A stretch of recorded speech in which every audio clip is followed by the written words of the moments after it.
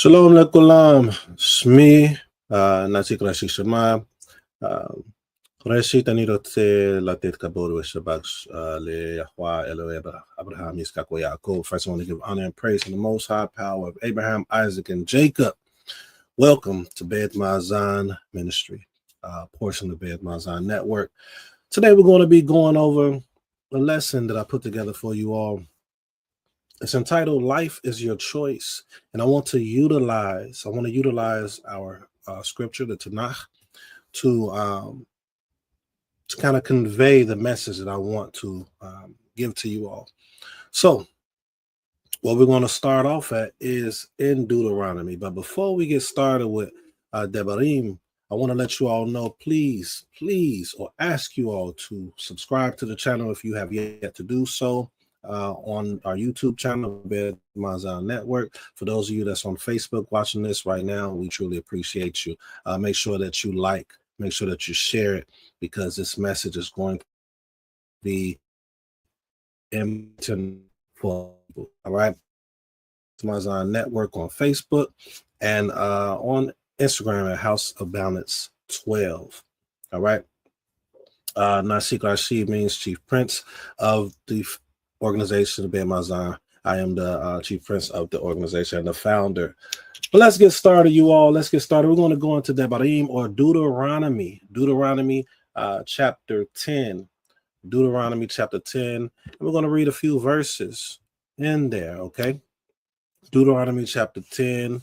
And this right here is where we have Moshe letting them know what it is that the Most High is instructing him to bring to the people. Now, one of the things I want to point out is that when you read in the scripture, you tend to see it speaking to the masculine form, right? So it has a certain order. And within that order, you have the Most High speaking to Moshe, bringing it to the people, but it's not directly to the people per se. It was only two instances that I can recall that he was speaking to everyone. But typically, it's a chain of command. Like with any organization, when you bring in and come to the people, it goes through a certain channel. So you have Moshe coming to the elders, right? Or the leaders of the tribes. And then they're coming from them and bringing it to the people, to the home. All right.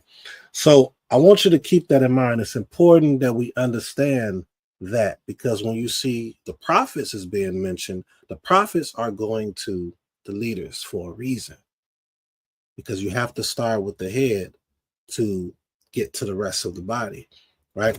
Well, let's keep going. We're going to go to Deuteronomy chapter 10, and in this portion, this is where we're going to see him speaking of this, all right? So Deuteronomy chapter 10, verse 12, let's start there. I think this is very important. This is a great place to start. It says, "And now, Yisrael, what does Yah, your Elohim, require of you, but to fear Yah, your Elohim?" Or,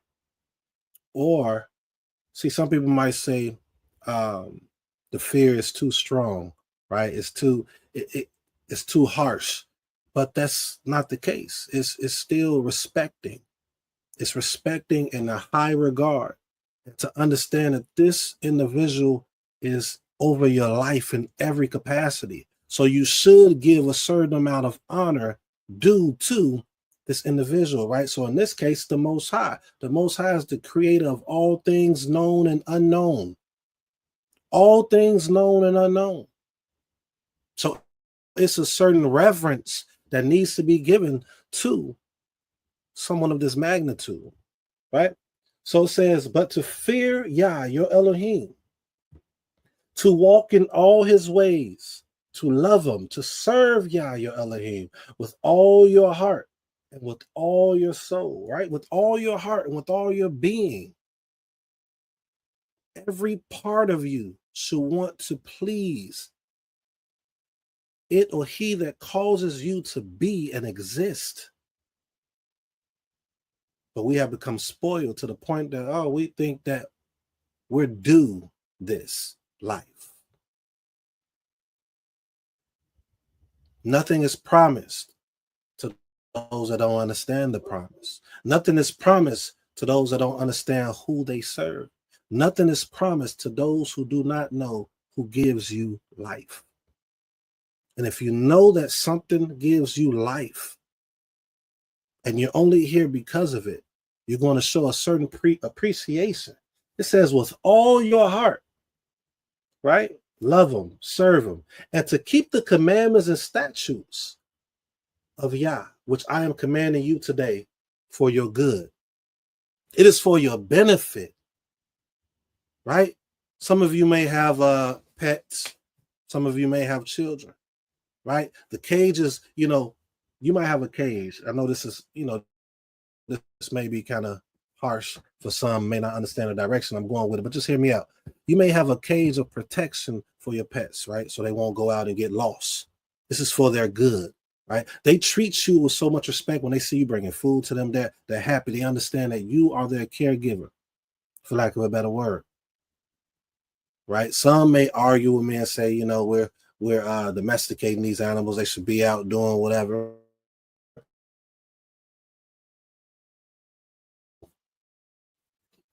Some of you may have children. You may put things in place to where their safety is being taken care of. Okay, I want you to be in at a certain time. There are people that snatch children, that harm children. So you put these rules, these commandments, these laws in place to make sure that they are going to be safe. How to treat the other children so that nothing happens to this other child, because you may be hyper. You may do things that may cause someone to get hurt. So I want you to have a parameter in this subject. I don't want you to do too much jumping around. I don't want you grabbing any sticks and throwing it. Things like that. These are commandments and laws for the child's benefit and good. It said, and to keep the commandments and the statutes of the Most High, which I commanded you today for your good, right? Behold, to Yah, your Elohim, belong heaven and the heaven of heavens, the earth with all that is in it. It says your power, your Elohim. Everything belongs to Yah. And if you are a child of Yah, if you're moving in a way that shows that you are truly associated, then all associated with Yah, everything is at your disposal if you are obedient. It may not be the way that you want it to be, right? But remember, life is a choice. Everything is going to be your choice, but let's continue. And I want to say this. Typically, when I go from chapter to chapter, I write out a summary that I want to expound on. So just bear with me so I can go through that with you. But understand that everything is a choice, right?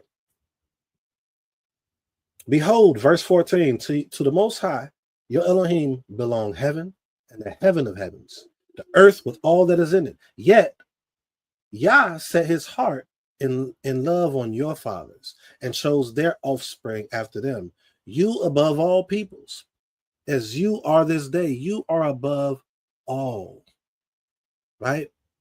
You may have children. I like to go to this so you can relate, and I can make it a little more understanding as to what's being said right here, because some people will not like this. Oh, this person is above, like this group of people is above us. Yes. You may have children and might have an older child, right? That's above the other children, in charge to that child, for that other child to understand how to move, learn the instructions that was given to that child that was in front. Now, granted, the Most High says that I chose you, right? But I'm just trying to give an understanding of how you can look at that. But it needs to be an understanding that this is the first. And this first has responsibilities and things to do and in which he or she needs to operate. We have to understand we have a responsibility. It's a saying that says, well, much is given, much is required. So saying that you are something means nothing if you're not doing what's required of you. And we see that throughout the text. We see that with the story of Shemuel and Eli. Eli being a priest, having sons that was worthless, weren't doing their job, right? They weren't doing what they were supposed to do for the people and those outside. That light was not being shown. We need to understand that. 16 of Deuteronomy, or Devarim, chapter 10. It says, circumcise therefore the foreskin of your heart and be no longer stubborn. So you done got all this. The Most High has given you all this. You are free. You're able to do X, Y, and Z. You have all these goods you was able to take out. All these tangible things, these things of substance that we may want. But the first thing the Most High is telling them to do is circumcise your mind. Bayeeth Ma'azahn teaches to focus on three things first: your spiritual, your mental, and your physical. When those things are not focused on first, everything else crumbles. Think about it. Think about all your money, but they end up going to drugs. They end up killing themselves. They end up thinking that no one likes them, no one loves them. They end up treating people wrong. They're not good with dealing with people. Why? They have not focused on the most important things. Sirach talks about this. Deuteronomy 10 is talking about this. Throughout all our scripture, it talks about this.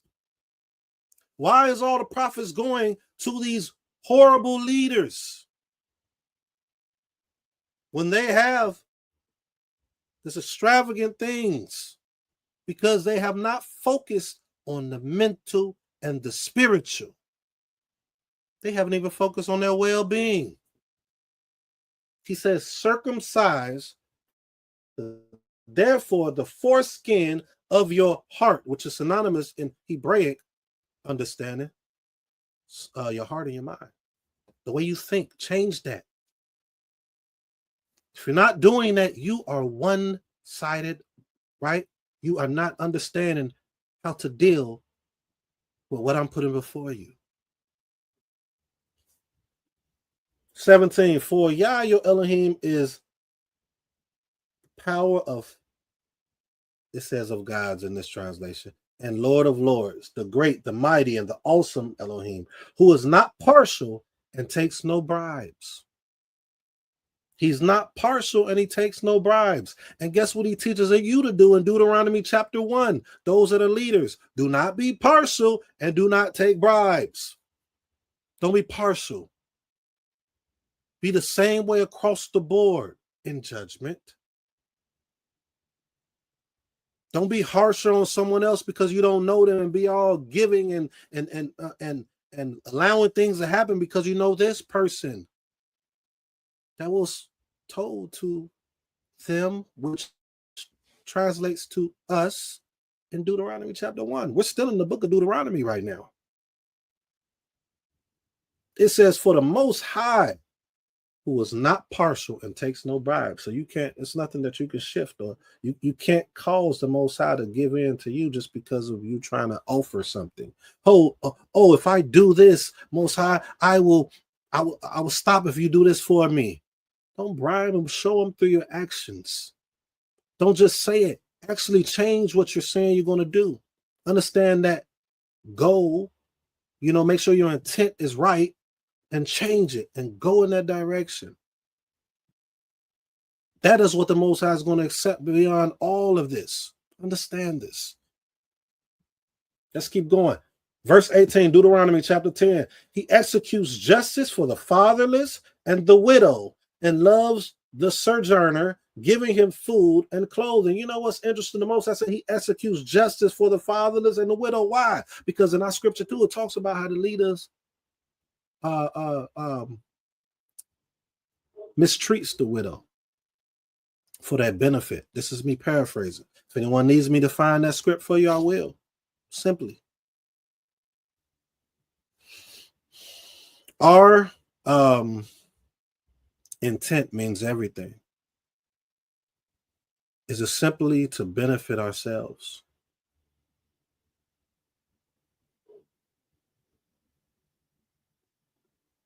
We gotta run away from that.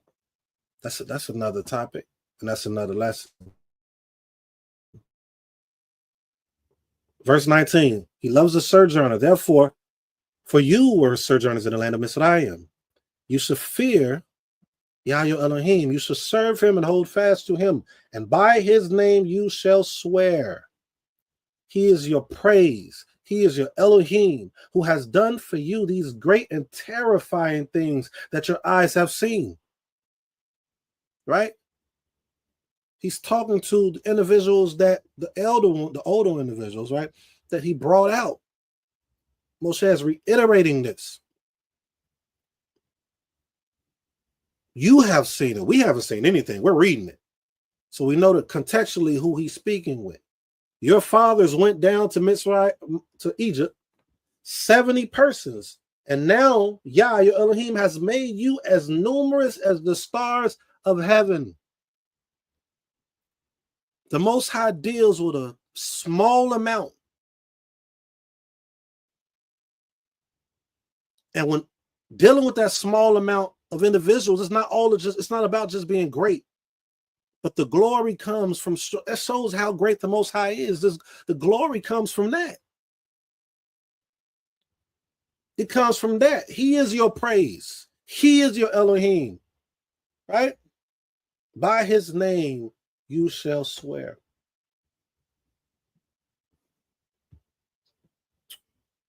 To summarize that chapter, I put, many people look at this commandment as Yah not giving us a choice, that it was a power of force in the Tanakh, which he was. We're not going to take that away, right?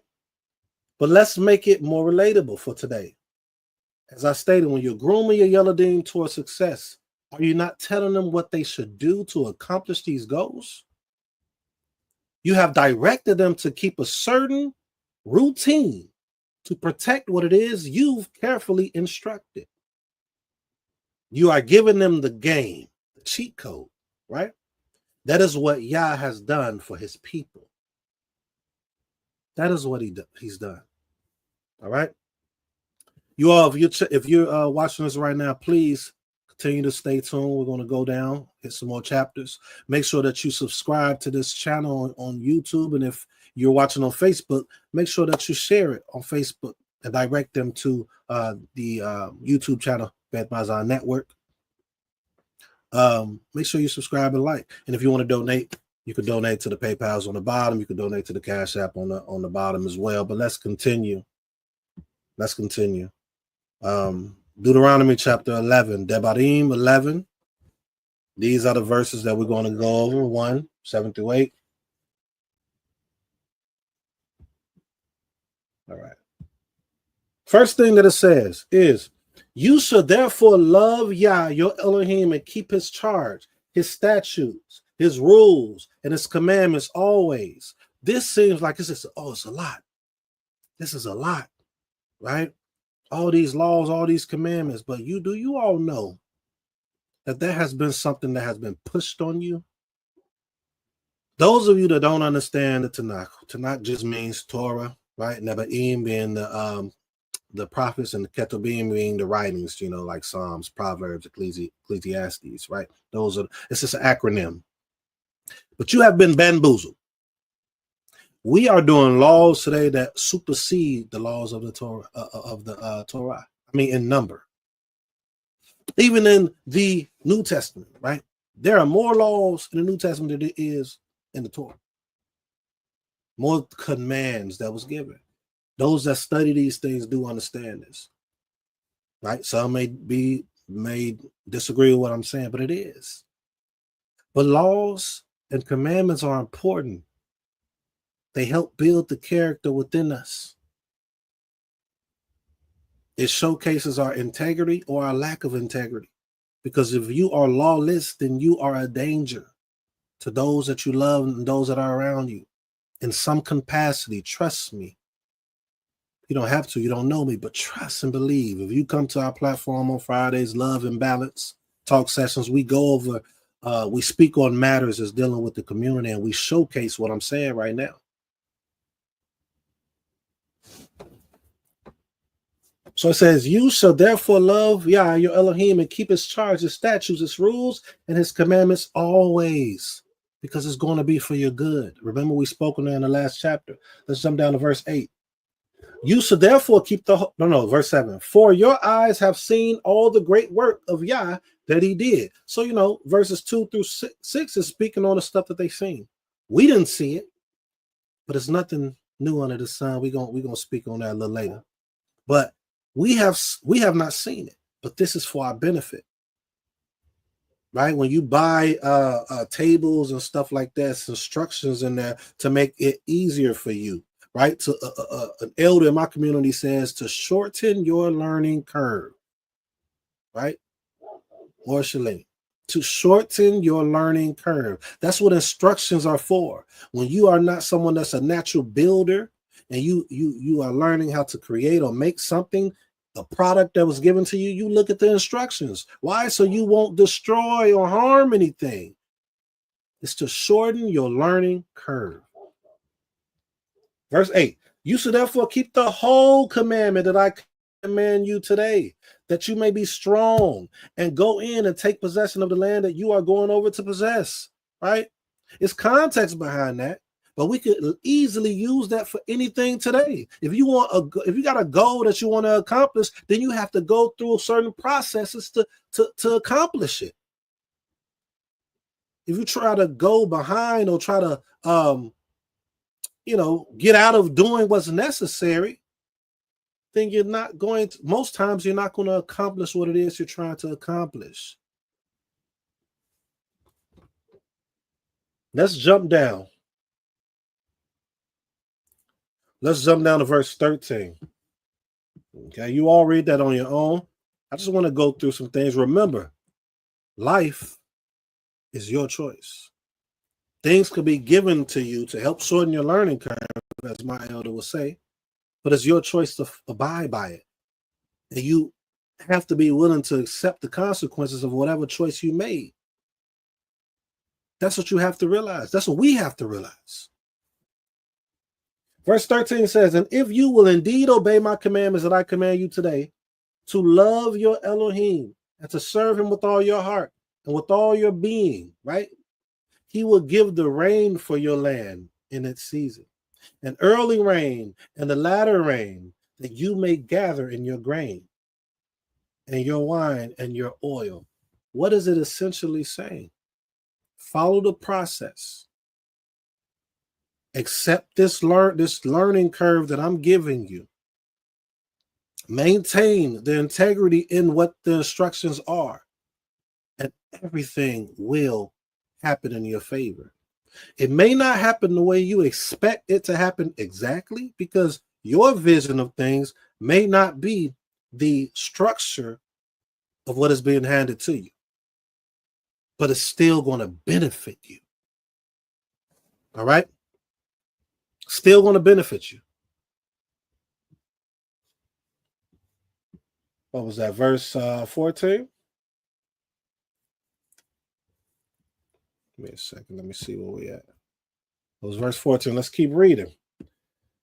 And he will give you grass in your fields for your livestock, and you shall eat and be satisfied. It says full, but the word there, Shabbat 7, complete, satisfied, right? Or Sheva, actually, right? Sheva. That's how I say it. Verse 16, take care lest your heart be deceived, right? Protect this. Hold on to it. If you think going outside of it is going to still allow you to be successful and be satisfied, then your heart will be deceived. So take care of it, guard it, hold it. Lest your heart be deceived and you turn aside and serve other Elohim or other powers, mighty ones, and worship them. We as a people have been doing that for thousands of years. Thousands of years. It's that saying that says, what's the saying? I'm going to mess the saying up. It's not green on the other side or something like that. Y'all put it in the chat if I'm, destroying it. If a brother of mine more that who heard me be like, yeah, you're throwing it out. But we're gonna keep going. So yeah, it can cause you, if you go outside of it, right? It'll cause you to do things that you know you shouldn't be doing. And it's gonna grab hold of you. It's gonna grab hold of you. Again, this is saying serve other mighty ones and worship them, right?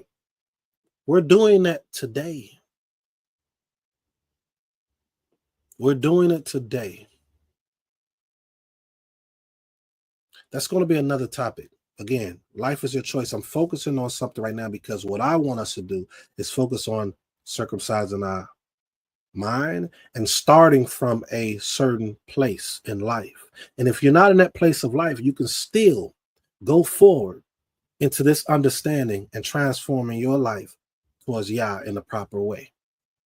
Right? So before getting into the serving the other mighty ones and worshiping them, we have to understand what it is the Most High wants us to do.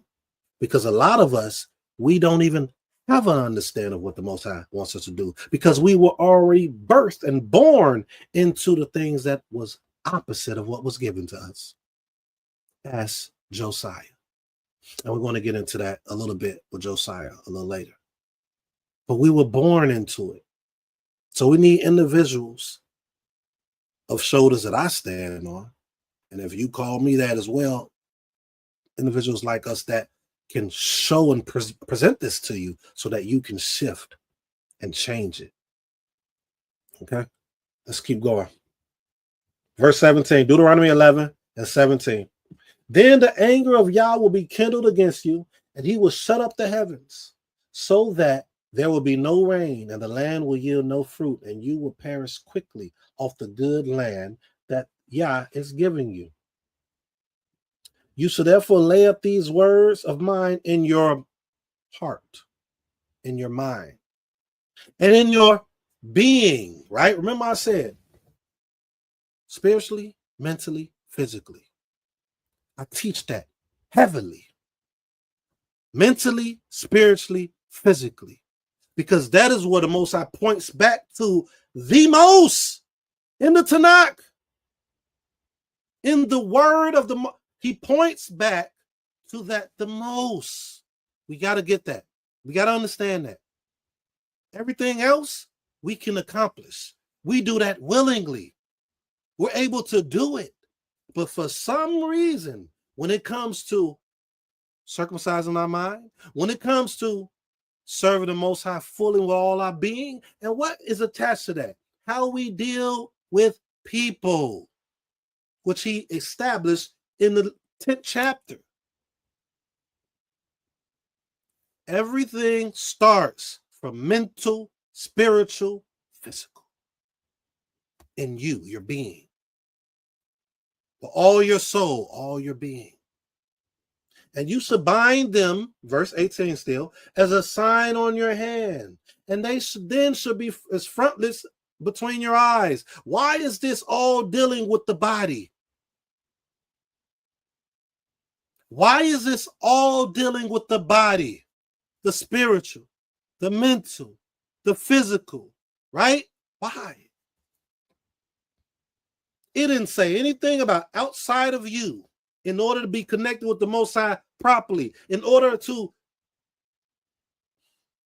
be obedient and to accomplish what it is that he's going to give. We are failing as a so-called Black people, who most of us are of children of Israel, B'nai Israel. And the main reason we're failing, first, it's not anything outside of our mind. It's not anything outside of our body.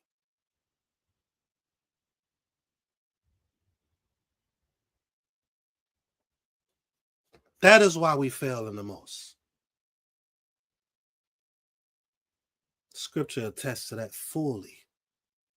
Every king that failed has failed because of their mind, their spirit, and how they dealt with the people and the Most High.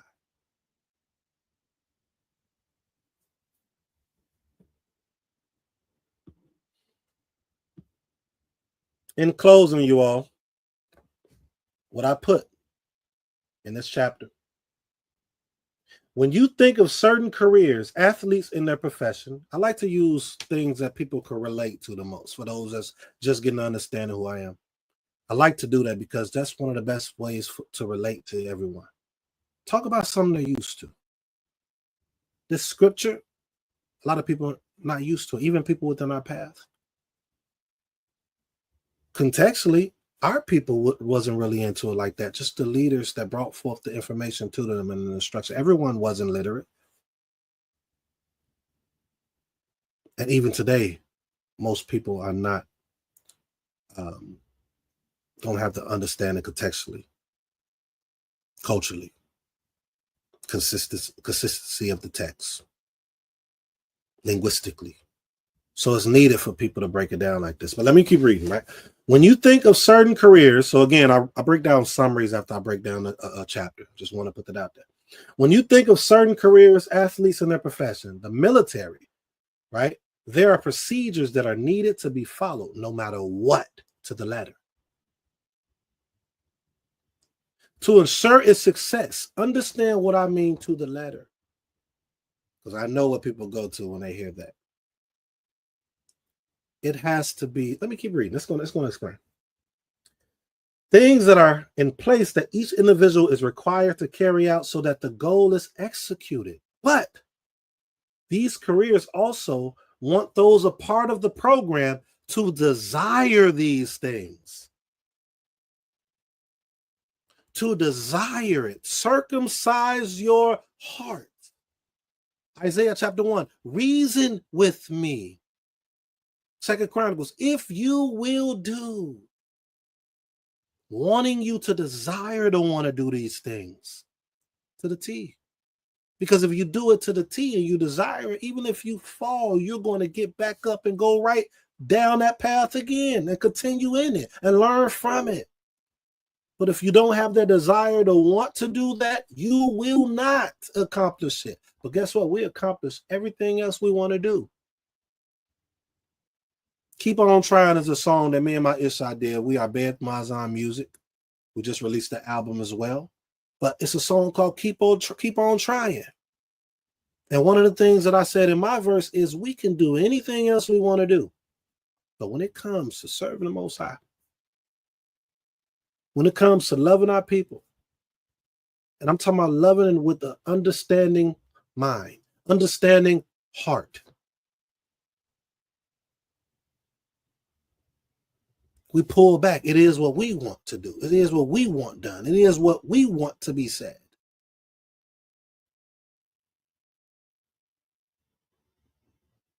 We got to do better. But these, let me keep reading. But these careers also want these a part of the program to desire these things.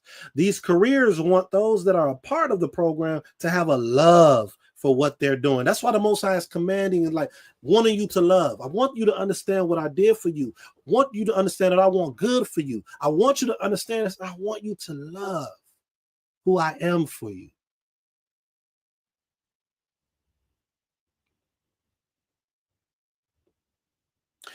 The program to have a love for what they're doing. They want them to want to adhere to what has been put in place. And if they see this is happening, they reward them not only with what naturally comes from the job, because this job has already given them perks for being there, but because they see their passion in their work. This goes for business, and this also goes for parents and their children. And this is what Yah is doing with us. Understand that, you all. This is what the Most High Power, the eternal power, He or it that calls us to be, the creator of all things known and unknown. This is what our forefathers and mothers was conveying in the literature that we study. But we're not seeing it. Let's go to Jeremiah. Yirmiyahu chapter 1. One of my favorite little prophets, right? Not little prophets, but he was young. He was young, you all.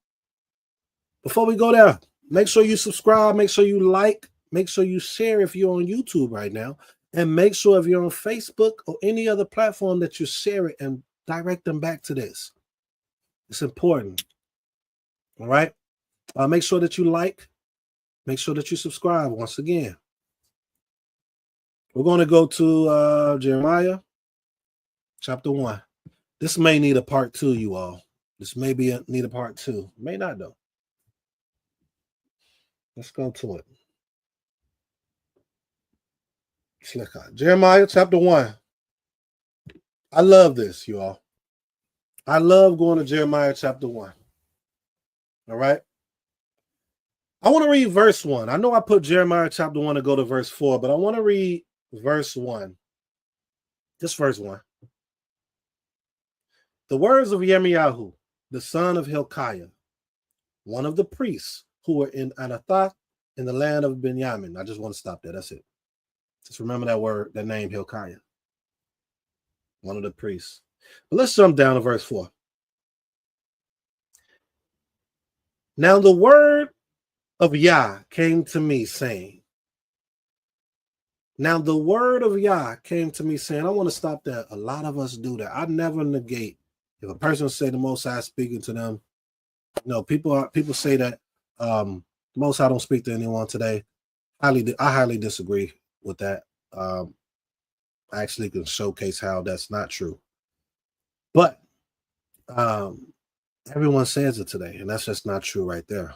Most High is not speaking to everyone, especially if your life is not aligned with what the Most High is instructing us to do.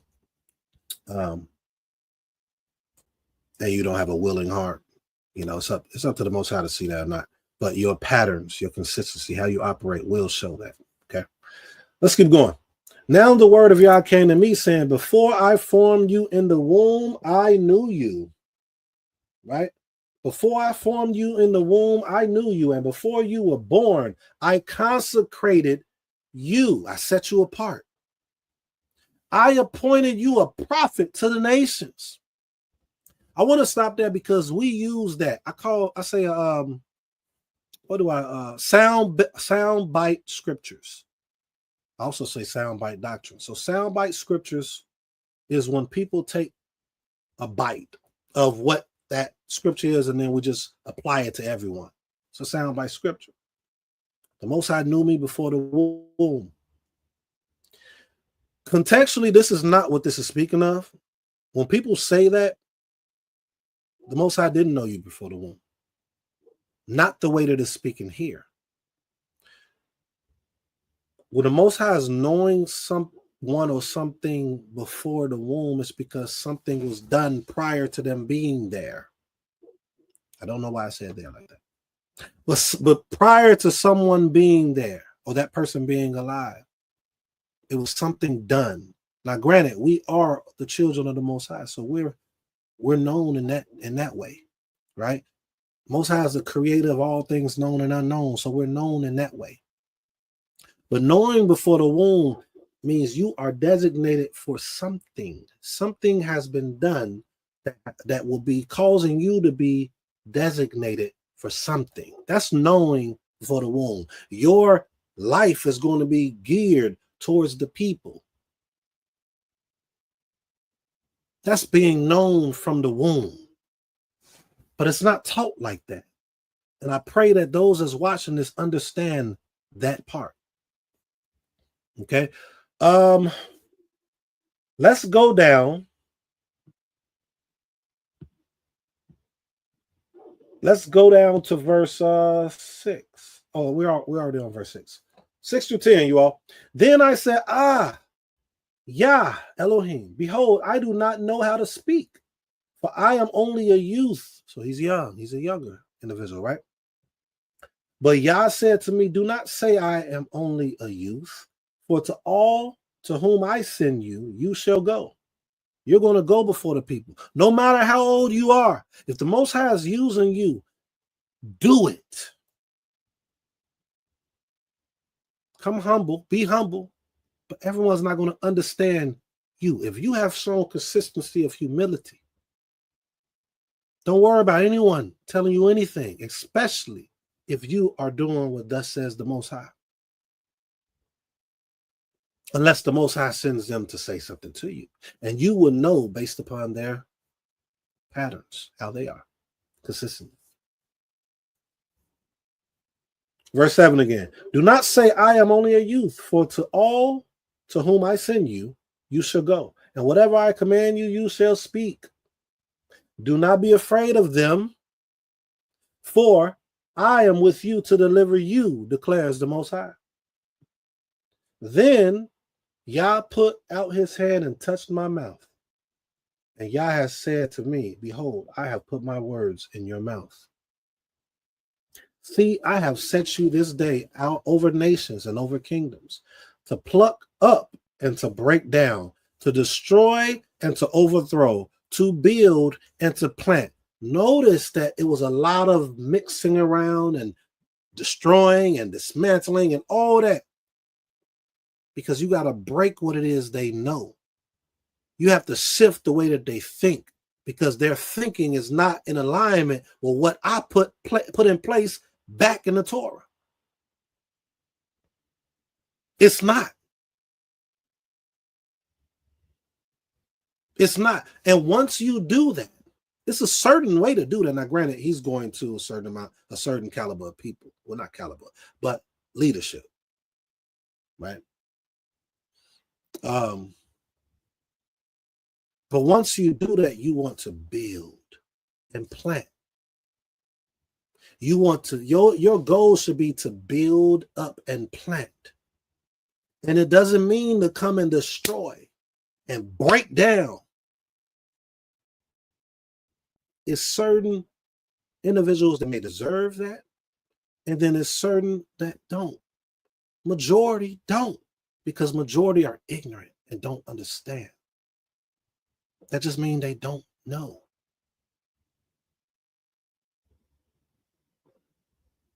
Let's read what I got, because we was only going from Jeremiah 4-6 and then 6-10. Let's read what I got, or what I have. This is a scripture that is used by many, even by those who have had no dealings on a daily basis with Yah. On a daily basis. These individuals that the Most High is speaking of in the scripture, Jeremiah or Jeremiah, these are people that was faithful to the Most High daily. It was their lifestyle. They had humility and integrity. They served the people. These are the people that was known from the womb, because they was designated to do what I'm saying. But in this particular situation, there's a context involved, is what I said. Jeremiah is said to have been, watch this, the son of Hilkiah, the high priest, who is said to have found a book of the law, right? Hilkiah, the high priest, found the book of the law. You find in Devarim. Devarim and Deuteronomy is the book that was found. The school of thought teaches that, and I believe that as well. That enticed Josiah, one of my favorite kings, to carry out destroying the idols and reestablishing laws. Right? So you had Josiah that was doing all things right in the eyes of the Most High, that scripture says. In that time, he may have been brought up in a way of serving the Most High falsely, which he was. And he was giving his all and doing what he thought was right, because that's what he was taught. And then as soon as he found out they was doing was wrong, he shifted. Because why? He always wanted to truly serve the Most High properly. That is what we have to do. It says, Josiah to carry out destroying the idols and reestablishing the laws, which was prophesied in the book of 1 Kings 13, chapter 13, verse 1-3, that they weren't being kept at that time, which brings a connection to the words that came out of Jeremiah in chapter 21, which we're going to go to. Verse 8, that has similar verbiage of Devarim, but we'll read that soon. All right, so parents had a true personal relationship in works as well. So these parents right? You being known from the womb, your parents had a true connection with the Most High in their works. We see that with Hilkiah, it talks about that. Right here when we go to Jeremiah, let me go back up to it. The son of Hilkiah, right? One of the priests. But now I'm going to give you another example of being known before the womb, because remember, the name of this lesson is Life is Your Choice. Some will say that life wasn't a choice of the children that came after these individuals that I'm going to, but it was if they continued within it. Raise up a child in the way it should go when I depart, right? So, but let's go to Judges chapter 13 really quickly. Let's read a little bit of it, because we're going to get some things out of this. Shoftim or judges. Shoftim, where are you at? Let's go to it. I'm moving along. Time is good, 46 minutes. I think we're going to get through this, you all. I think we're going to get through this, and I'm excited. Where's Judges? There we go. All right, Judges chapter 13. And let's read through it. This is the birth of Shimshon, the birth of Samson, right? Let's go ahead with it. Judges chapter 13, verse 1. And the people of Israel again did what was evil in the sight of Yah, so that Yah gave them into the hand of the Philistines for 40 years. This is a pattern that we continue to do. It's a pattern that we continue to do. We want to be like the other nation, the nations so much, and then we in worse to them and being more evil, the scripture says. It literally says that. And then we see this in Judges chapter 13. It says, and the people of Israel again did what was evil in the sight of the Most High. But guess who it wasn't evil in the sight of? The people around them. The people around them is not evil to us because we are accustomed to it. So it's not going to be evil to us. But who is it evil to? In the sight of who? The Most High. Let's keep going. There was a certain man of Zorah, of the tribe of the Danites, whose name was Manoach. And his wife was barren and had no children. And the angel of Yah appeared to the woman and said to her, behold, you are barren and have not borne children, but you shall conceive and bear a son. Okay, so we have a husband and we have a wife. But the Malak, the messenger of the Most High, went to the wife. Keep that in mind, you all. Therefore, be careful and drink no wine or strong drink and eat nothing unclean. Nothing unclean. Do you know what is unclean and clean? Do you know what is unclean and clean?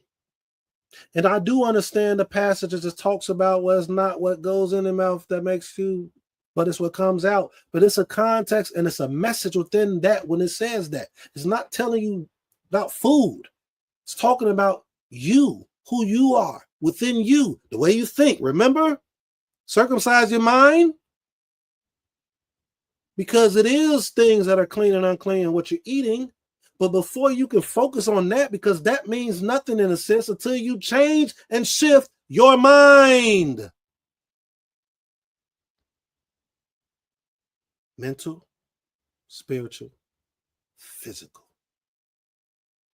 He told her, how can I prove it? Therefore, be careful and drink no wine or strong drink and eat nothing unclean. That's that physical health. Because when you focus on that physical health, as someone, more as Akari, I think, brought out in talk, Love and Balance talk sessions that we do on Fridays at 8 p.m. Eastern Standard Time on this channel. Your stomach is like a second brain. That's what was said. I heard that too by another Adon before. And it makes sense because that can dictate how you operate as well.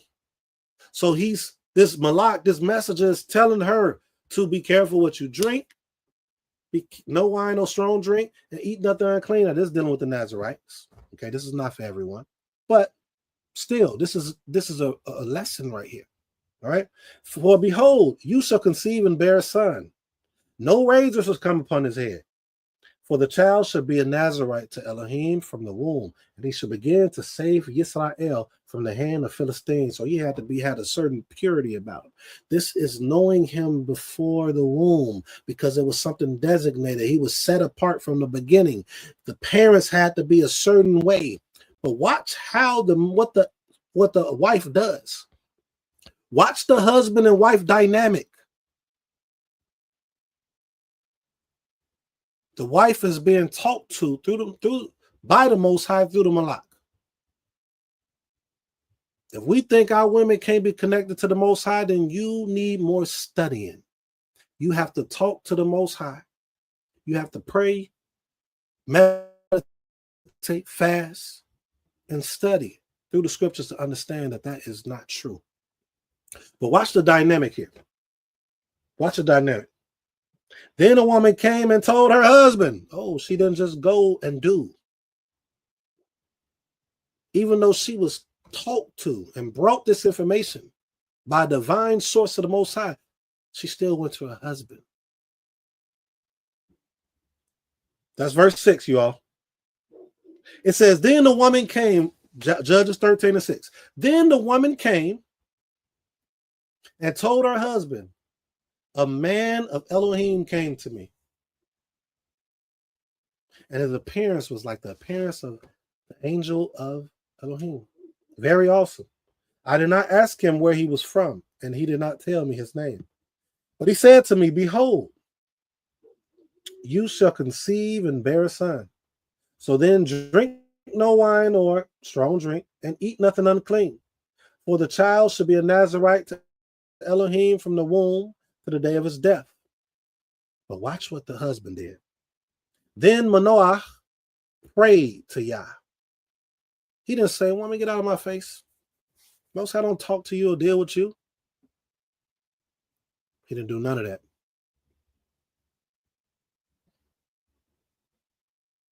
He prayed to Yah after that and said, oh Yah, please let the man of Elohim who you sent come again to us. He didn't say come to me.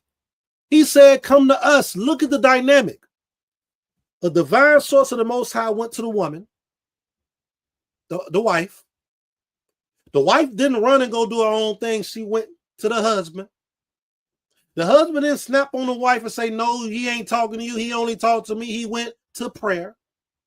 Then he ended up praying and said, can you have that same malak come to me? No, he didn't say to me. He said to us, no pride, all humility.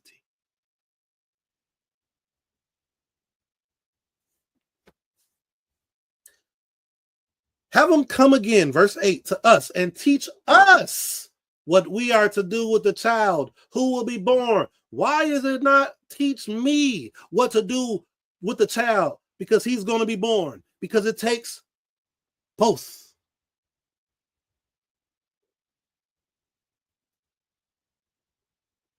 The home is the foundation, right? The community is his mirror. And the nation is its product. But the home is the foundation. So Most High, please send who you sent and let it teach us. So we could be on one accord, and then our child could be on one accord, and then the community could be on one accord, and then the nation. I threw all that in there. But you see what he did. Teach us, not teach me. Teach us. Let me read that again. Verse 8. Then Manoah prayed to the Yah and said, oh Yah, please let the man of Elohim whom you sent come again to us and teach us what we are to do with the child who will be born. And Elohim listened to the voice of Manoah. And the angel or the malak of Elohim came again to the woman. He didn't come teach us. He came to the woman. This chapter is the foundation of how one can be in the right right sight or the right side of the Most High when dealing with man and woman.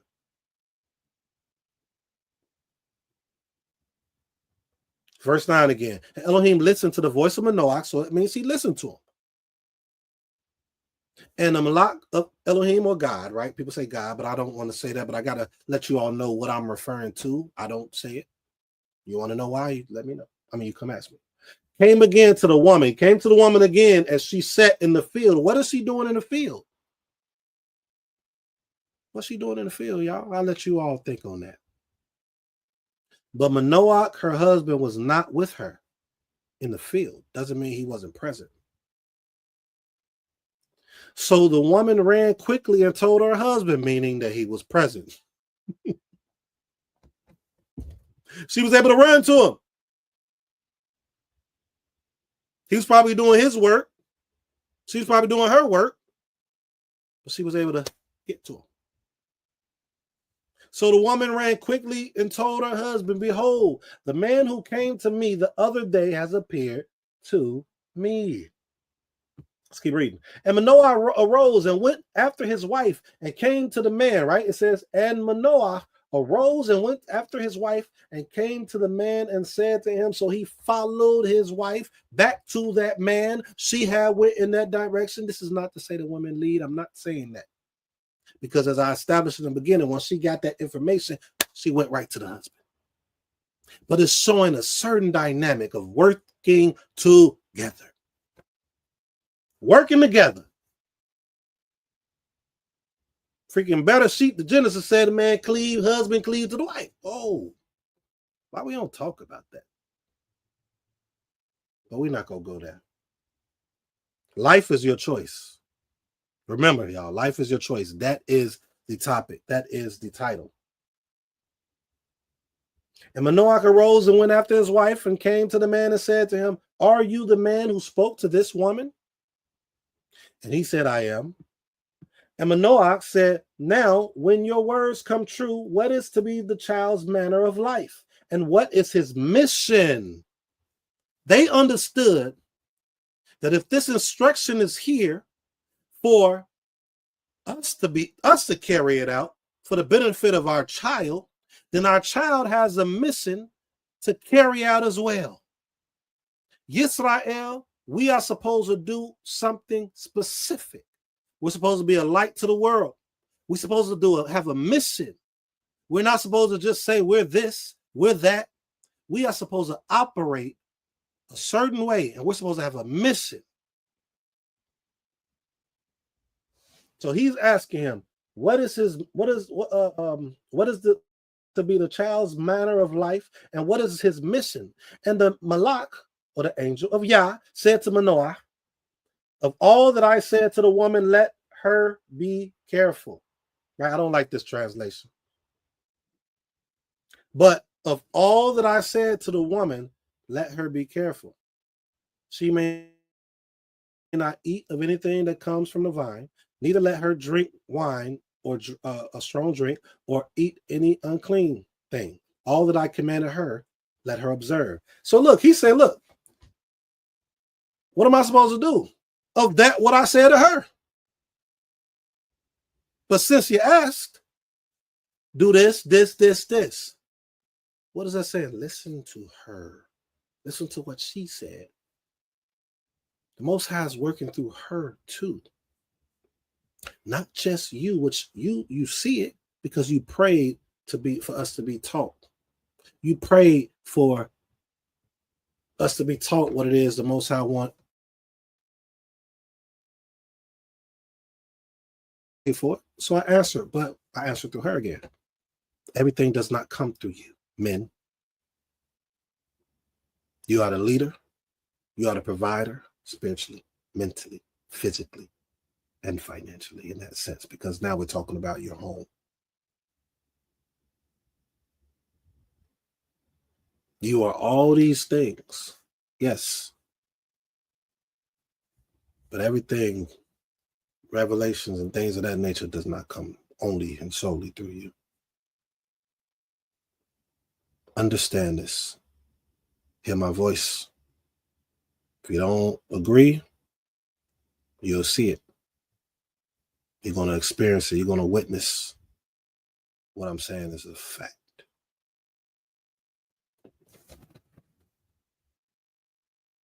Verse 15.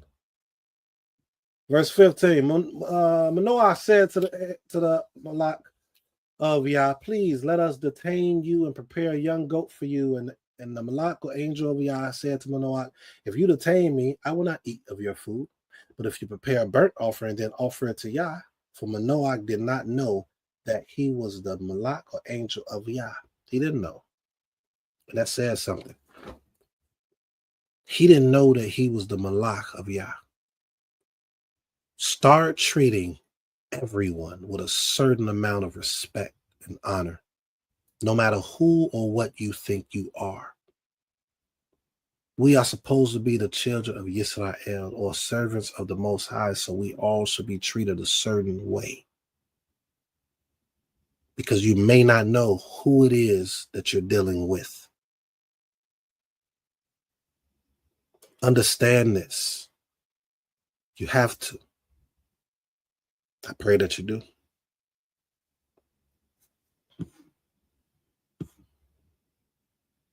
Verse 17. And Manoah said to the angel of Yah, what is your name, so that when your words come true, we may honor you? And the Malak of Yah said to him, why do you ask my name, seeing it is wonderful? So Manoah took the young goat with the grain offering and offered it on the rock to Yah, to the one who works wonders. And Manoah and his wife were watching. And when the flame went up, it's amazing. You see they're just still together. They're operating together. It's a balance there.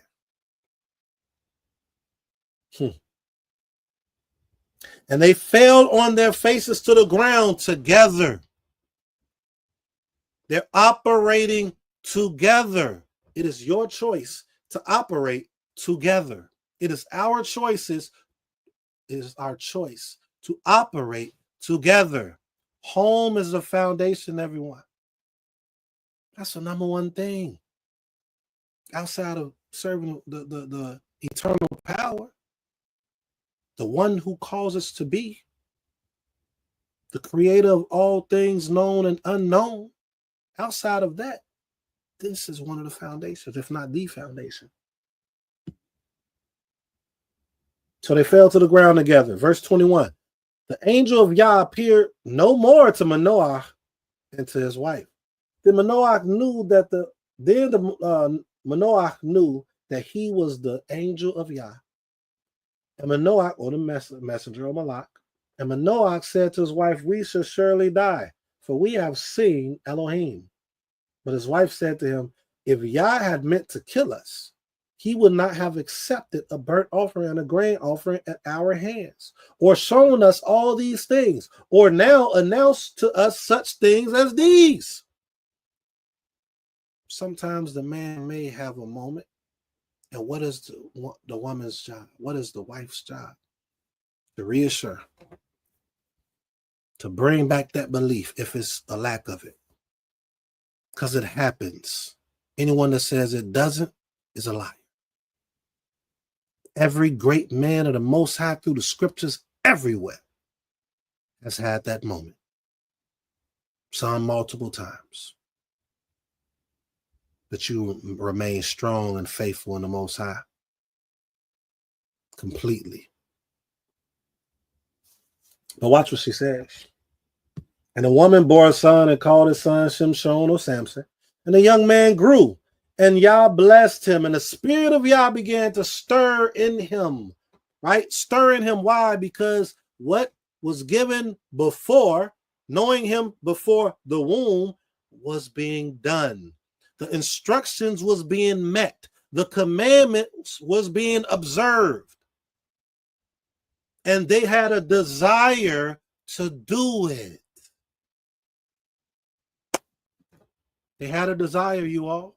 We have to have a desire to want to be obedient to the instructions that's given, so that we can accomplish that goal that was given to us. And maybe our goal may be in alignment with the Most High, which I hope it is. Again, like I said earlier, you get a table that you've never put together before. You follow those instructions to accomplish that goal, it shortens your learning curve. So you won't fail. All right, you all. So, summary. Here we see an example of Yah knowing and sanctifying before the womb. Sanctifying, set apart, setting aside. This is being done that is not common. I remember I wrote a lesson, put a lesson together as far as us being uncommon. I'd rather to be uncommon than common. Typically, common is not following the path of the Most High. Typically, mostly, mainly. Uncommon is the way. Let's keep reading. So it says, so I say, here we see an example of Yah, or the Most High, knowing and sanctifying before the womb. But we also see a few things that were very interesting. The dynamic that the husband and wife had with one another concerning this. We see how the woman received the vision. It wasn't just the man, as some teach. And then we see that the husband, being the protector and the one to ensure it is carried out, prayed for clarity. We see this same method used by Jeremiah. I'll let that marinate for a bit. Next, we see this messenger come once again to the wife first. But the wife still made sure her husband was there to lead the matter. This dynamic was one that was pure and showed the respect each one of them had for the other, which is a choice. That's another lesson, though, which is this lesson. Life is a choice. This dynamic is a choice. All right, you all, we're almost done, kind of. Let's keep going. Let's go to the book of Jeremiah again. We're going to go to Jeremiah chapter 18. Make sure if you haven't did it, please subscribe. Make sure you like. Make sure you share. And if you want to, if you find in your heart to donate to the ministry, you could donate right at the bottom of the screen. That's our PayPal, houseofbalance12@gmail.com. And then Talmud Yahoo is the Cash App. No pressure, only if you desire. You can follow us at Bayeeth Ma'azahn Network on Facebook, right? That's our content page. And then House of Balance 12 is on our Instagram. This is all right in front of you right here. Let's go back to Jeremiah or Yirmiyahu. We're going to go to Jeremiah chapter 18, and we're going to read verses 1 through 12.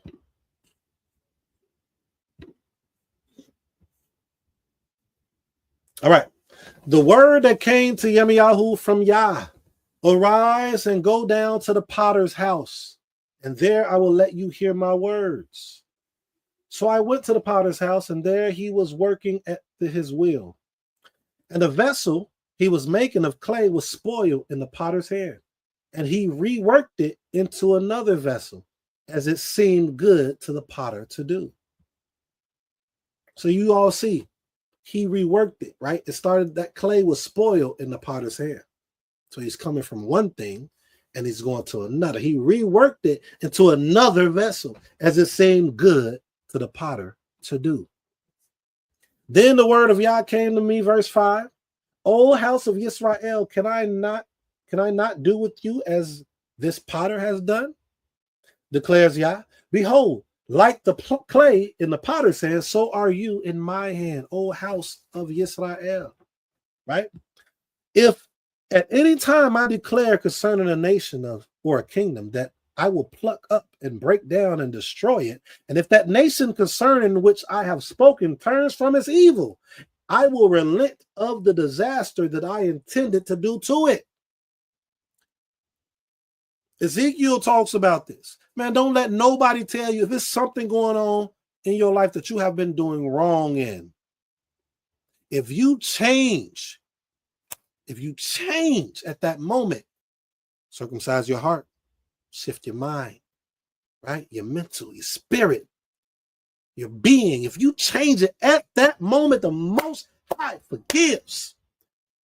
You may still have to get some of those consequences for what you have done. But spiritually, you are renewed. Right here, the Most High is going to destroy and will destroy it all if you are being evil, going against what the Most High is saying. But just like he said, he's the potter. He can shift it from here to here. He can rebuild and put it back together the way it should be. He says, and if it at any time, verse 9, I declare concerning a nation or a kingdom that I will build and plant it, and if it does evil in my sight, not listening to my voice, then I will relent of the good that I had intended to do to it. So listening to the voice is very important. Think about it. Some of you have children. You let them know if they do this, if they stay consistent, this will happen. But then if they go elsewhere, what do you take things from them? You take that Xbox One, that PlayStation 5, or whatever it is. You take these things away because they're not listening to your voice. But today we think that we could just do whatever. We can do anything. We don't got to listen or have to listen to the voice of the Most High. The literature which was given to us as a people. We don't have to. Why don't we have to, but we expect our children to listen to us?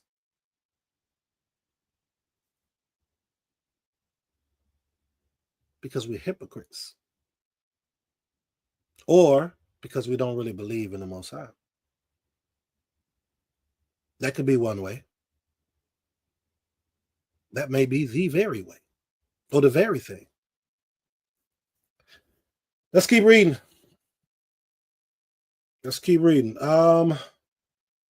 Verse 11. Now, therefore, say to the men of Yehuda and the inhabitants of Jerusalem, thus says Yah, behold, I am shaping disaster against you and devising a plan against you. Return everyone from his evil way and amend your ways and your deeds. Some of you probably saying, what is evil? Some of you are probably saying, what is evil? The only way that you can know what is evil is by understanding what the instructions are. The only way that you could build that table is by understanding what the instructions are. The only way that you can align or build electrical things in your home is by understanding what the instructions are. Come on, y'all. That's the only way. You have to understand the instructions. Watch this though. Verse 12.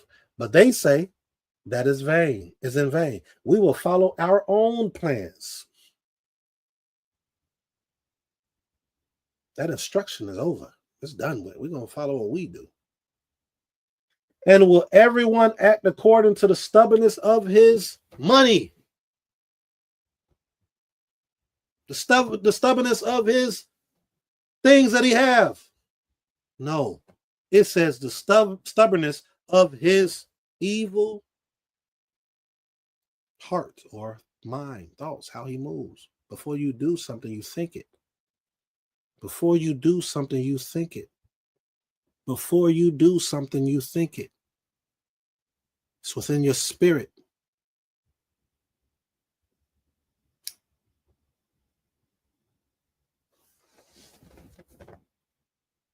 But they say that is in vain. We will follow our own plans and will everyone act according to the stubbornness of his heart, evil heart. Therefore, thus says Yah, ask among the nations, who has heard the likes of this?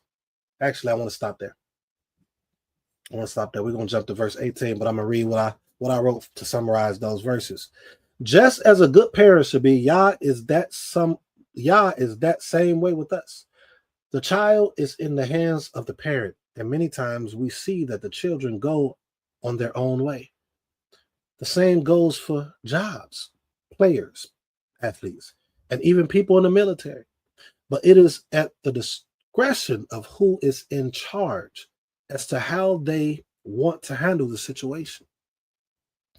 We see that Yah has always rewarded us according to our works, but also always wanted to rebuild us back to his will, if and only if we were willing, a willing heart to have that desire. All right. Let's go to verse 18. Then they said, come, let us make plots against Jeremiah. See, people don't want to hear these things as being said. The people, these are his people. These are his people. So my people and those that are righteous, that are pushing to be righteous, just trying to bring this out to the people, are going to have this done and said to them too. The leaders are going to say this about them and to them or to others. This is a young prophet. He's not the old prophet or older. It's a younger prophet. And watch what it says. Then they said, come, let us make plots against Jeremiah, for the law shall not perish from the priests, nor counsel from the wise, nor the word from the prophet. Come, let us strike him with the tongue, and let us not pay attention to any of his words. So again, as I tried to show earlier, he's coming. They're saying it's not going to perish from us. It's not going to perish from the priests. It's not going to perish, nor counsel from the wise. That ain't perishing. The counsel ain't coming from. We're wiser than him. We're older than him. Nor the word from the prophet. We're prophets. Who is he? Life is a choice. You're going to take heed to those that may come to you, that you may not deem where you're at, or you're not going to take heed. It's up to you. This is what we need to understand, everyone. Look at the patterns of the humility of the individuals that you are dealing with, or trying to speak with, or hearing from. Look at the consistency of their integrity, their humility, their words, their lifestyle. How they not only deal with the Most High within your sight, but how they deal with the people in your sight. All this matters because they may just be the very people that's coming against Yirmiyahu right here. But life is their choice. Let's keep going. Come, let us strike him with the tongue, and let us not pay attention to any of his words. Hear me, O Yah, and listen to the voice of my adversaries. His own people is his adversary. Your own people can be your adversary. Those that are among you can be your own adversary.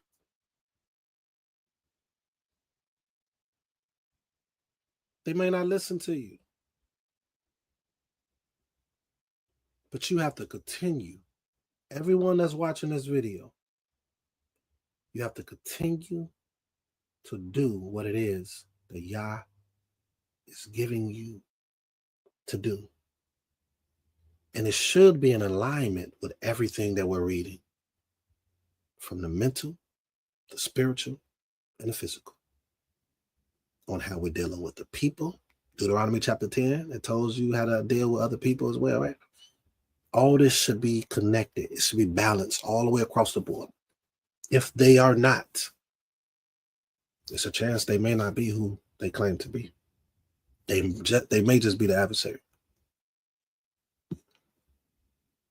Should good be repaid with evil? Yet they have dug a pit for my life. Remember how I stood before you to speak good for them. So he was there speaking good for them. He wanted, goodness gracious, a true prophet, a true man of the Most High, a true woman of the Most High is still going to pray for them.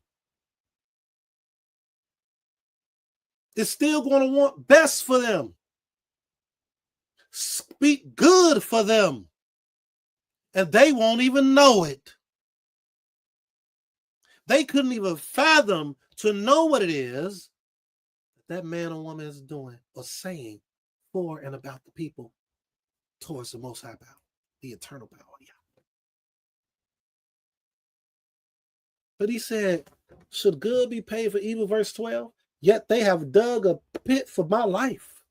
Remember how I stood before you to speak good for them, to turn away your wrath from them. Oh my goodness, I can attest to this. How many of you can?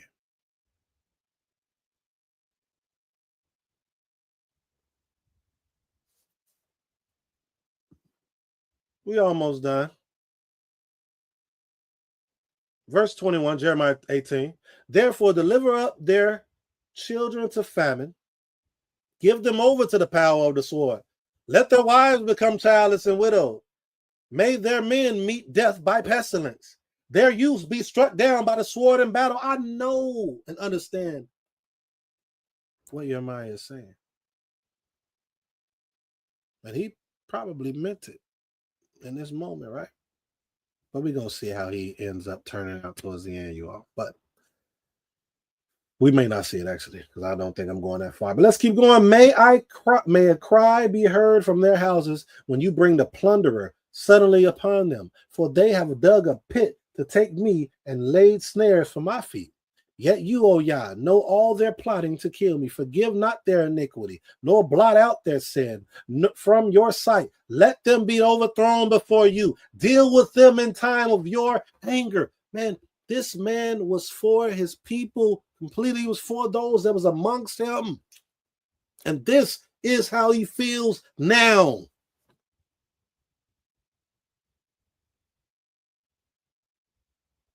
Is this right? Is it okay for him to say this? You all keep reading the whole book to find out what actually happens. We're not going to go through the whole thing. But let's keep reading. We got to read 19 before I read the summary, y'all. We're almost done. I'm so ready for y'all to hear the ending of this. So please make sure you subscribe, make sure you like, make sure you share.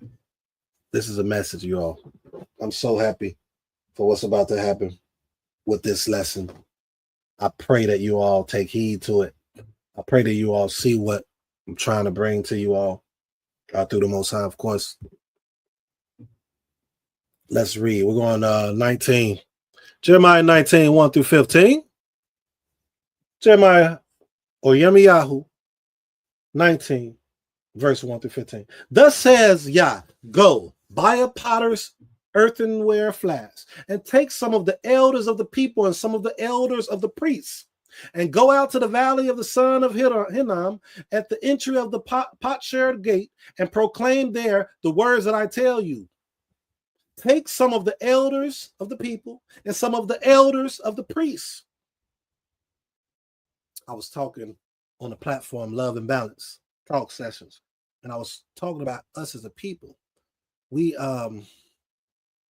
didn't like move alone like that. That's not how it was. Not those of who we read from here. That's another topic, though. But let's keep going. Verse 3. You shall say, hear the word of Yah, O kings of Yehuda and inhabitants of Jerusalem.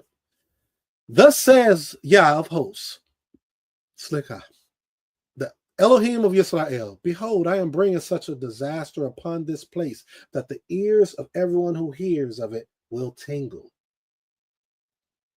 Because the people have forsaken me and have profaned this place by making offerings in it to other gods, almighty ones, whom neither they nor their fathers nor the kings of Judah have known. And because they have filled this place with the blood of innocents and have built the high places of Baal to burn their sons in the fire as burnt offerings to Baal, which I did not command or decree, nor did it come into my mind. Most people will look at that as some just straight offerings and burning and sacrifices, which is cool contextually, right? But it's a deeper meaning with that. And we're going to bring that out in future lessons, or make sure you come on Love and Balance talk sessions, and we go over that too. Well, what's going on in our society today as so-called Black people in Israel. Verse 6, therefore, behold, days are coming, declares the Most High, when this place shall no more be called Topheth, or the valley of son of Hinnom, but the valley of slaughter. In this place I will make void the plans of Yehuda and Jerusalem, and will cause their people to fall by the sword before their enemies, and by the hand of those who seek their life. I will give their dead bodies for food to the birds of the air and to the beasts of the earth. Life is a choice, you all. I know this seems really, really foreign to most of y'all what I'm reading. And it's like, man, I'm not dealing with that. I'm not listening to that. For those of you that's willing to hear it and take it in, you are listening. I understand. I appreciate you.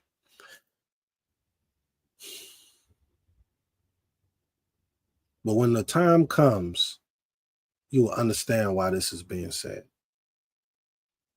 All right. Verse 8, and I will make this city of a horror, a thing to be hissed at. Everyone who passes by it will be horrified and will hiss because of all his wounds. And I will make them eat the flesh of their sons and their daughters, and everyone shall eat the flesh of their neighbor in the siege and in distress, with which their enemies and those who seek their life afflict them.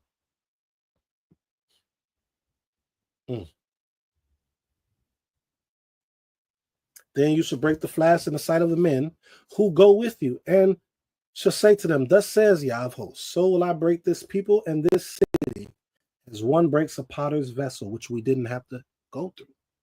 It was our choice. Everything is a choice. Anything that has happened in my life was because of a choice that I made. I wrote a book called Life Lessons Before Life Happens. If you are interested in that book, let me know. It is life-changing for the ages of age 12 all the way to our age right now, because there's still people going through the 49 topics that I talk about in that book. That's going to help especially the youth and the older individuals to have the knowledge of what to expect and how to overcome it or beat it to the punch and not to do it. We were given these things just like we give to our children. We were given it. We had the choice. The instructions was there. And now, since they chose a separate direction, right? This is the cause. And this is what a lot of us can attest to and understand. Because many of you right here that's listening to this have went through things that you wish you would not have done. Some will say, oh, well, it is what it is. But you know deep inside that you wish you didn't. You wish you could have done something differently, right? You hope that you can shift it and overcome the things that you didn't know then that you know now. You want to shift it and do better and accomplish what you should have accomplished then, right? Verse 12, thus will I do to this place, declares Yah, and to its inhabitants, making this city like Topheth. The houses of Jerusalem, and the houses of the kings of Yehuda, or Judah, all the houses on whose roofs offerings have been offered to all the hosts of heaven, and drink offerings have been poured out to other mighty ones, shall be defiled like the place of Shophet. Then Yirmiyahu came from Tophet, where Yah had sent him to prophesy. And he stood in the court of Yah's house and said to all the people, thus says Yah of hosts, the Elohim of Israel, behold, I am bringing upon this city and upon all its towns all the disaster that I have pronounced against it, because they have stiffened their neck, refusing to hear my words. They have stiffened their neck. Deuteronomy 10 says, circumcise your mind, your heart, people say, right? You stiff neck. There's nothing new. Nothing. This is all the way in Jeremiah's time. We still have stiff neck from back then to his point to 2024. Stiff neck leaders and stiff neck people. And it's going to take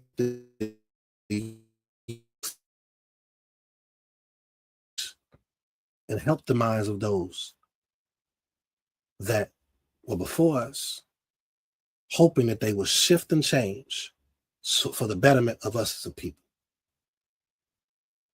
But it takes the people too. It's all of our choices. If we don't make that choice that's going to help us properly, then we're going to continue to be in the state that we're in. But let's keep going. We're almost finished, y'all. We see that Jeremiah was consistent and faithful to the goal that Yah had him to do. Although he had moments that he was trying to understand the reasoning behind certain matters, it seeming the wicked was thriving even though they weren't living out his will, how they continued to keep him in their mouth, but did contrary to what was instructed. Jeremiah respectfully asked these things, and Yah knew it because he knew the inner parts of his thoughts.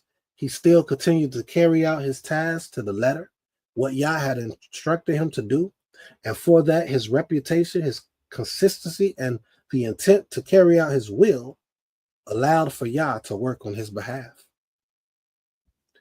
There is a misconception taught that Jeremiah stopped speaking the words of Yah, but that isn't true. Chapter 20, 11 to 12. Many of us need a moment, and that moment can be a couple of minutes, a couple of hours, or even a day, where meditation on the matter is needed. But life was always the choice of Yirmiyahu. He wanted life, so he wanted to be obedient. He wanted to do the will of the Most High. He wanted the people to do the will of the Most High. But he also knew the will of the Most High if the people did not do it. So life was his choice, and that was obedience. All right, you all, let's go. We have a few more spots to go. To a total of not too much to read, but I do want to go through this. We're almost done, you all. Please tune in. If you have yet to do so, please make sure that you subscribe. Make sure that you share. Make sure that you like.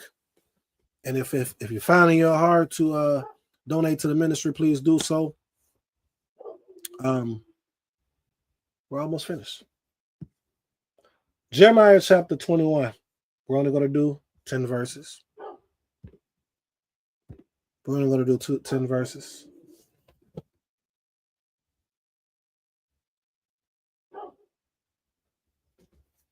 Jeremiah chapter 21, Yirmiyahu chapter 21, verse 1 through 10.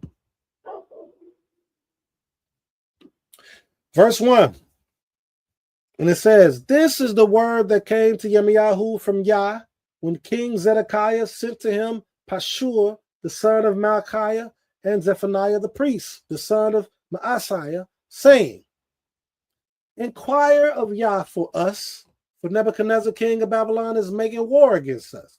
Perhaps Yah will deal with us according to all his wonderful deeds and will make him withdraw from us." Then Yirmiyahu said to them, "Thus," all right, selectively, you all. Then Yirmiyahu said to them, "Thus you shall say to Zedekiah, thus says Yah, the Elohim of Yisrael, behold, I will turn back the weapons of war that are in your hands and with which you are fighting against the king of Babylon and against the Chaldeans or Chaldeans who are besieging you outside of the walls. And I will bring them together into the midst of this city. I myself will fight against you with outstretched hand and a strong arm, in anger and in fury and in great wrath. And I will strike down the inhabitants of this city, both man and beast. They shall die of a great pestilence. Afterward, declares Yah, I will give Zedekiah king of Yehuda and his servants and the people in the city who survived this pestilence, sword, and famine into the hand of Nebuchadnezzar, king of Babylon, and into the hand of their enemies, into the hand of those who seek their lives. He shall strike them down with the edge of the sword, and he shall not pity them or spare them or have compassion. Why is the Most High doing all this? It's going in connection with the life is choice. Life is your choice. Let's keep reading. And to this people you should say, thus says Yah, behold, I set before you the way of life and the way of death. The reason we don't take this seriously is because we don't believe in the Most High like that. A lot of them didn't truly believe. They believed in the status that they had.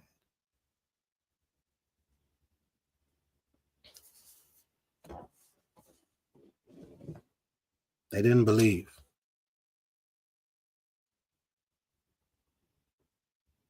But most people didn't see it. Couldn't believe that they didn't believe based upon what was happening, what they were seeing, what those individuals were accomplishing.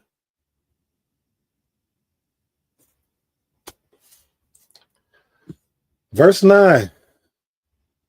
He who stays in the city shall die by the sword, by famine, and by pestilence. But he who goes out and surrenders to the Chaldeans who are besieging you shall live and shall have his life as a prize of war. Let me give an example of this. Remember what David or David did to Hilkiah, not to Hilkiah, to Uzziah, to Uzziah the Hittite? Was it Uzziah the Hittite? I know somebody go correct me. But what he did to his wife, right? He put him in the front to die. He did abominable things as a king. Not things, but in the matter of Uriah, not Uzziah. Uriah the Hittite. In the matter of Uriah the Hittite, that was the only thing that he did wrong in the eyes of the Most High, according to our literature, it says. He did all things right except the matter of Uriah the Hittite. So all the things he did to accomplish what he did with Uriah the Hittite, taking his wife, which was multiple things, that's all considered one matter. But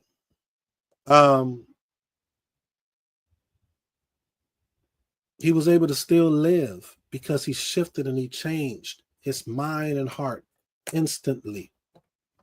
Instantly, when he realized, well, he knew what he did, but when he really realized, right, when the Most High spoke to him through the prophet, right, really realized that he shifted, he changed, but he still had to go through a lot of stuff with his family, with his wives, and things of that nature. He still had to get the repercussions. So we see here, it says, he who stays in the city shall die. So he's giving you a commandment. He's telling you, if you stay here, you're going to die. If you want to live, you're going to go. He says, by famine, by pestilence, by who goes out but who goes out, whoever goes out and surrenders, this is a suggestion commandment. To the Chaldeans who are besieging you shall live, right? So David did what he did. He understood what he did. He shifted and changed. He circumcised his heart in that moment, but he still had the repercussions. They still got the repercussions, right? For I have set my face against this city for harm and not for good, declares Yah, because of the evil they were doing. It shall be given unto the hand of the king of Babylon, and he shall burn it with fire. Okay? Let's read this. As parents do, bosses and coaches do, I love referencing sports. The Most High has put forth the ways in which we are to live, how we are to treat our people, and the things that will allow us to thrive righteously. But there is nothing new under the sun. As I said in a previous lesson entitled, History Does Not Repeat Itself. We repeat history. But what are some of the reasons that we do? Scripture says, watch this. Scripture says that there is nothing new under the sun. And that is true. There is nothing new as to why we repeat the cycle. And there is nothing new as to how we can stop the cycle.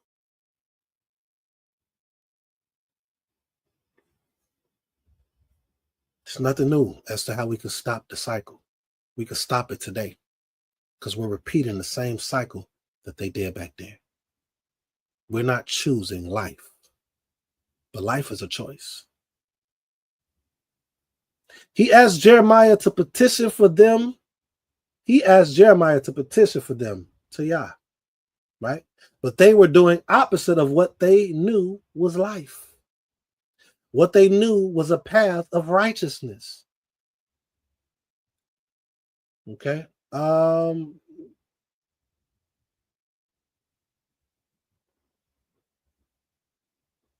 we're going to go to Jeremiah 22 real quick. Let's check out what Yah said to King Jehoiakim and Jeconiah in chapter 22 real quick. And just a side note, King Zedekiah was the last king before being overthrown by the Babylonians. We got 2 more places to go, y'all. 2, basically. We're almost done. It's going to be about 2 hours, maybe an hour and 50 minutes. Jeremiah chapter 22, and we're going to read 13 to 25. Let's go right to it.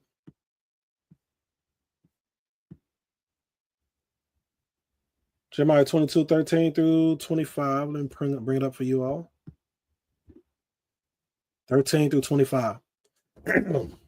Woe to him who builds his house by unrighteousness. Woe to him who builds his house by unrighteousness. Woe to us all. But we could shift it and we could change it. But let's keep reading. Woe to him who builds his house by unrighteousness and his upper rooms by injustice, who makes his neighbor serve him for nothing and does not give him his wages, who says, I will build myself a great house with spacious upper rooms, who cuts out windows for it, paneling it with cedar and painting it with vermilion.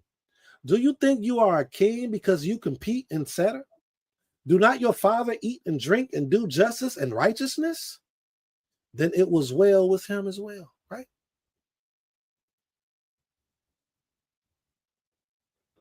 "16. He judged the cause of the poor and needy. Then it was well. Is not this to know me?" So in order to know the Most High properly, one need to judge the cause of the poor and the needy properly. But you have eyes and heart only for your dishonest gain. You have eyes and a heart only for your dishonest gain, for shedding innocent blood, and for practicing oppression and violence. If we're doing any of these things, we need to recalibrate ourselves. We need to rethink. We need to circumcise our mind. Therefore, thus says Yah concerning Jehoiakim, the son of Josiah, king of Yehudah, they should not lament for him, saying, ah, my brother, or ah, my sister. They shall not lament for him, saying, ah, master, or ah, his majesty. With the burial of a donkey he shall be buried, dragged and dumped beyond the gates of Jerusalem. Go up to Lebanon and cry out, and lift up your voice in Bashan. Cry out from Abiram, for all your lovers are destroyed. 1 second.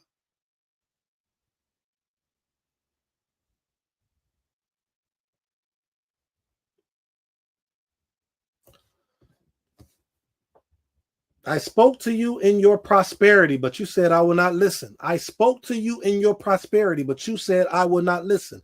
I spoke to you in your prosperity, but you said I will not listen. Many of us are being spoken to in our prosperity, and we are not listening.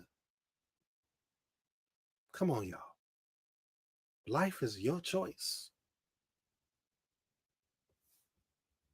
This has been your way from your youth, that you have not obeyed my voice. Many times we think that we're obeying, and we're not.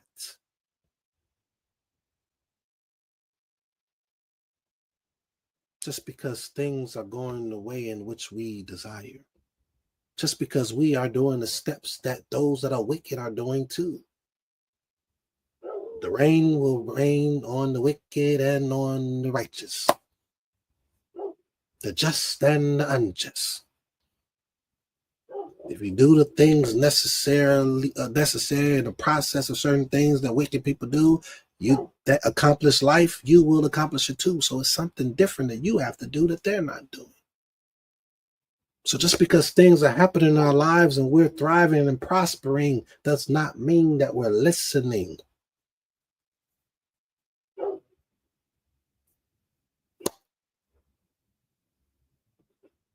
The wind shall separate all your shepherds, and your lovers shall go into captivity. Then you will be ashamed and confounded because of all your evil. Verse 22. O inhabitant of Lebanon, nested among the satyrs, how you will be pitied when pangs come upon you, pain as of a woman in labor. As I live, declares Yah, though Coniah the son of Jehoiakim, king of Yehuda, were the signet ring on my right hand, yet I would tear you off and give you into the hand of those who seek your life, into the hand of those whom you are afraid, even into the hand of Nebuchadnezzar, king of Babylon, and to the hand of the Chaldeans. Sometimes things happen to you. Sometimes the accomplishments that you want. Sometimes if you're thriving and stuff is happening, it's a shift because you have not shifted your mindset. You have not focused on the spirit and the mental. You have not focused on how to treat your people. Things will shift. Things will not happen that you desire and that you want. You have to focus on those things. Circumcise your heart, not circumcise your pockets.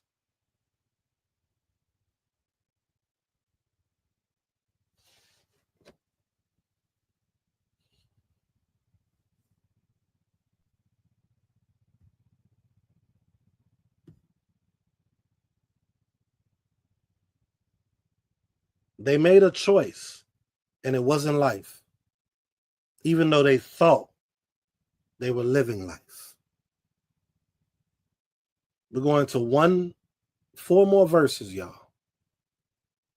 Jeremiah chapter 23 and verse 32. One verse in this chapter. Jeremiah chapter 23, verse 32. Behold, I am against those who prophesy lying dreams,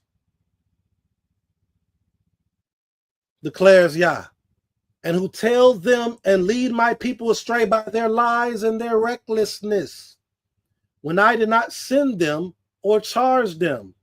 So they do not profit this people at all, declares Yah. They do not profit these people, but they profit from them. They do not profit the people, but they profit from them. And the people get no benefit. It says,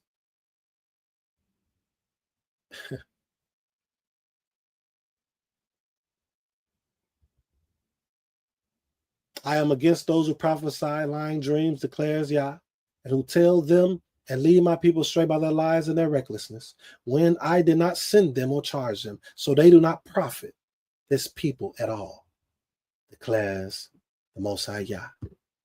They do not benefit the people, but they profit from them. One last place we're going to, Jeremiah 24. We're going to read verses 4 through 7. Then the word of Yah came to me, thus says Yah, the Elohim of Yisrael, like these good figs, so I will regard as good the exiles from Yehuda, whom I have sent away from this place to the land of the Chaldeans. I will set my eyes on them for good, and I will bring them back to this land. I will build them up and not tear them down, because he did. He had to do that to build us back up, right? I will plant them and not pluck them up. He had to pluck us up to replant us properly.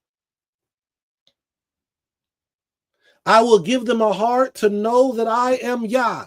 I will give them a heart to know that I am Yah. I will give them a mind to know that I am Yah. And they shall be my people, and I will be their Elohim. For they shall return to me with their whole heart, with all their mind, with all of them.